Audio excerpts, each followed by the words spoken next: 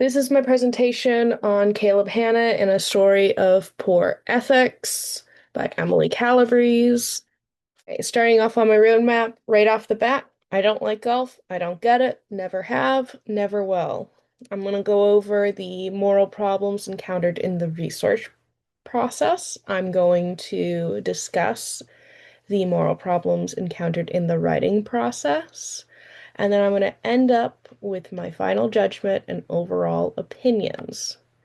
Starting on the research portion, we're going to get into Vanderbilt clearly stated they did not want their personal story to be part of this article as a whole.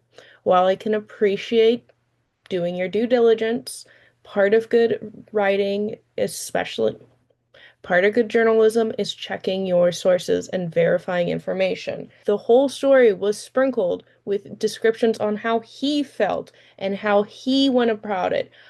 Quite frankly, I've never read an article that wasn't an editorial that put this much of the author's self into it.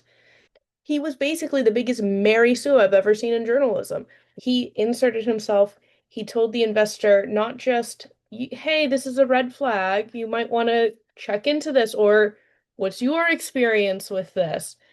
Uh, it just went downhill so fast. You were told something is a hate crime.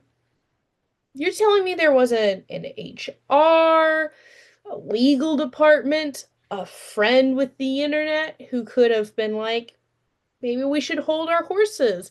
Maybe we should look into this. I mean, going onto Reddit and looking up trans rights or of people who maybe have experience in this realm would have been a great, better, just something. I would have left personal history at the door, especially if they didn't have it. I had no perp that it became a story not only written by, but created by Caleb Hannon. In writing this, there was again a lot of things. Any journalism class I have been in, that writing would have gotten maybe a D plus, and that's being generous. First things first, has he never heard of the inverted triangle? I know this isn't an ethical thing, but it kind of does get into this. Good journalism talks about the most newsworthy at the top, goes into details, and then is the general background, not this back and forth stuff. And then also, to be fair, there is a code of ethics that journalists are supposed to have. The Society of Professional Journalists Improving and Protecting Journalism since 1909, a huge tenet is minimize harm.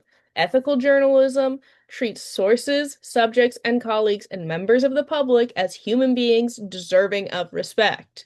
There was already ethics that he could have gone and checked about do no harm.